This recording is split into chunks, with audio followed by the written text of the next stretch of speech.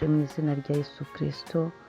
Bene data tubana mu mwanya wa niba turi buri gitondo, wowe uri hano mu gihugu cyacu cy'u Rwanda, abari ku migabane itandukanye y'isi, ndabashuhuje inshuti zanjye bakristo b'itorero Elayono Mountain Church mu Rwanda. Yesu Kristo nashimwe, Imana ihabwe icyubahiro. Ndakwinginze ufatanye nanjye gushima Imana yongeye kubikora, iravuze ngo baho ubayeho.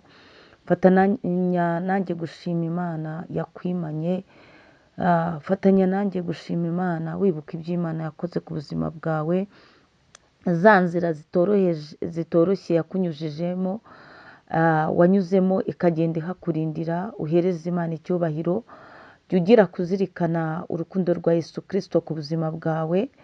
Hereza Imana icyubahiro, hereza Imana icyubahiro. Mwene data turi kumwe muri iki gitondo, aho uri hose ntukore ikosa ryo gusohoka mu cyumba cyawe udahereza Imana icyubahiro. Ongera uzamure kwizera naho waba uri mu kibazo cyangwa ikigeragezo. Imana irahari, yitwa ntihemuka, humura. Imana iraje ibikugenzereze neza, Imana ishimwe. Nakubwiraga ngo muri iki gitondo ubanze Imana hose muri byose, ubanze Imana ku byawe no ku bawe, kandi ubwira Imana ngo mpindukirira mukiza w'ukuri. Imana niguhindukirira kureba imenye ibyawe, imenye imibabaro yawe. Imana niguhindukirira ni ukuri hari ikiri bukore. Nyemerera rero ubanze Imana, wongere ugirire Imana icyizere. Banza Imana uyishimire, banza Imana uyiragize, banza Imana muri bizinesi yawe ugiyemo, banza Imana muri urwo rugendo ugiye gufata, banza Imana muri wowe, ubanza Imana mu mutima wawe, banza Imana. Zamura kwizera yuko n'ibindi yabikoze n'ibyo izabikora kandi ikabirangiza. Banza Imana mu maproje yawe uri gupanga, Imana ihabwe icyubahiro. Ujye ubanza Imana, ubwira Imana ngo Mana ndagushimiye kandi nkurageje iby'uyu munsi ndetse n'iby'ejo hazaza. Imana ishimwe. Nakubwiraga ngo muri iki gitondo wongere wumve unejejwe n'urukundo rwa Yesu Kristo n'imbabazi ze, wumve unejejwe n'Imana mu mutima wawe. Tubyutse rero turi imbere y'Imana muri iki gitondo, muri kumwe na Bishop Leonira, umushumba w'itorero Elayono Mountain Church mu Rwanda. Turacyari imbere y'Imana mu bihe byo gusenga, kuko twabonye yuko gusenga bigira umumaro. Gusenga bimenagura imbaraga z'umwijima ku buzima bwawe. Gusenga biburizamo ibitero byo mu isi y'umwijima. Gusenga no gutindana n'Imana ni ukuri biguha assurance, biguha insurance. Urindirwa mu Mana. Imana ishimwe. Gusenga ni imibereho. Gusenga nk'uko ubyuka ukeneye kunywa agacyayi, nk'uko ubyuka ukeneye gufata akantu, no gusenga mu roho yawe ibi bikeneye. Uba ukeneye umwanya wo kubohokera imbere y'Imana, uba ukeneye umwanya wo kuganira n'Imana, kuko Imana niyo itazimura. Iyo ubyutse ufata telefone ubwira abantu, uba ubahaye ikiganiro cy'umunsi. Ariko iyo ubyutse ukabwira Yesu Kristo uti ibi bintu byanyobeye, ukabwira Yesu Kristo uti ndagushimiye, ukabwira Yesu Kristo uti ndwanira uru rubanza urukureho. Iyo ubyutse uganira n'Imana yawe, ni ukuri wiriza umunsi uri muri insurance y'Imana. Kandi Imana iri gukora. Imana ishimwe. Imana irakora, ikora tutareba ariko bigasohora tureba, tukabirebesha amaso yacu. Imana ishimwe. Niyo mpamvu bazakuroga ikakurogora. Iyo iri kugukorera operation mu bicuku bya nijoro irimo kugukiza, wowe ubusinziriye ariko yiri gukora. Iyo abantu bagambiriye ibibi kuri wowe, Imana ikakurwanirira, ikababuza umwanya, ikababuzabuza abandi, ikabimura. Ibi bikora wowe utareba ariko igakora. Imana ishimwe. Ikora mu bumana bwayo. Nakubwiraga ngo rero ujye ubyuka wiragiza Imana, ubyuke uganira n'Imana yawe. Fata akanya ujye mu cyumba cy'inzu yawe wiherere, maze usenge, upfukame, ubwire Imana ibyawe byose ku murongo, nta na kimwe uyihishe. Ni ukuri Yesu Kristo umugire umunyamabanga wawe, umugire uwubitse ibanga. Yesu umubitse ibanga. Yesu umubitse ibanga. Ntago azamena ibanga, kereka wowe nubivamo ukagenda uryivugira ukarimena. Ariko Yesu ni umukunzi mwiza. Imana ishimwe. Turacyari muri teme yacu yitwa kugendana n'Imana. Twasanze ko kugendana n'Imana ari ukubana n'Imana, kugendana n'Imana ni imibereho, kugendana n'Imana bitanga ibyishimo, kugendana n'Imana bikiza umubabaro, kugendana n'Imana ayiwe bizana umugisha mwinshi cyane. Iyo wagendanye n'Imana urahinduka, iyo ugendana n'Imana ugira amagambo utabasha kuvuga kuko Imana iri muri wowe ntago yabyemera. Kugendana n'Imana bikiza umwaku, kugendana n'Imana birinda ibyaha, kugendana n'Imana birinda ibyaha, kuko iyo ugendana n'Imana wumva utahemukira Imana yawe. Noneho muri uko kumva utahemukira Imana yawe bigatuma wumva ushishwa ukabobwa, ukumva utakora icyo cyaha, ukumva utavuga ibyo bintu, ukumva utajya muri ibyo byaha by'urukozasoni, kuko Imana iri muri wowe ntibyemera. Kugendana n'Imana biranezeza, kugendana n'Imana bihindukira ugendana nayo ibyirato.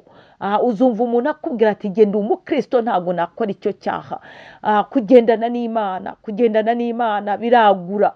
Kugendana n'Imana niyo mpamvu Yabesi yabwiye Imana ngo unyagurire imbago kandi undinde ibimbabaza igihe nkiriho. Imana ishimwe ngo ni uko Uwiteka amuha ibyo amusabye. Imana ishimwe. Kugendana n'Imana bihindura amazina. Yabesi yaravuze ngo umpindurire izina. Imana ishimwe kuko yaramenye yuko yiswe izina ry'umunyamubabaro. Nawe wifuze kujya ugendana n'Imana muri wowe ibihe byose. Kugendana n'Imana bihindura amazina. Haleluya. Imana nishimwe cyane. Muri iki gitondo nyemerera twongere turi muri iri jambo ryitwa kugendana n'Imana. Dusome ijambo ry'Imana, urwandiko rwa mbere intumwa Pawulo yandikiye itorero ry'Abatesalonike, ibice 4. Dusome umurongo wa mbere, dusome uwa 3 ndetse n'uwa 4. Imana ishimwe.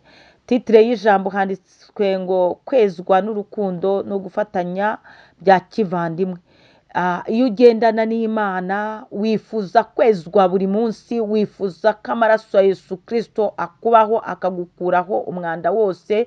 Ndavuga wifuza kubaho uri icyaremwe gishya igihe cyose. Wifuza kwezwa n'Imana, wifuza kwezwa. Iyo umuntu yezwa aharanira gukora ibitunganye mu maso y'Imana. Iyo umuntu yezwa aharanira kuva mu byaha akabireka burundu. None ijambo riravuze ngo kwezwa n'urukundo no gufatanya bya kivandimwe. Imana ishimwe. Iyo ugendana n'Imana wumva wuzuye urukundo mu mutima wawe, ndetse wumva wifuje kubona n'abandi bantu bakundana, wumva wifuje gufatanya n'abavandimwe bawe. Ndavuga abakristo bene so musengana, ndavuga abo mu muryango wawe wumva bahinduka abakristo. Imana ishimwe. Reka dusome uyu murongo wa mbere twumve icyo Imana itubwira muri iki gitondo. Nuko bene data, ibisigaye turabinginga tubahugurira mu Mwami Yesu, kugira ngo nk'uko mwabwiwe natwe uko mukwiriye kugenda no kunezeza Imana, muba ariko mugenda ndetse murusheho.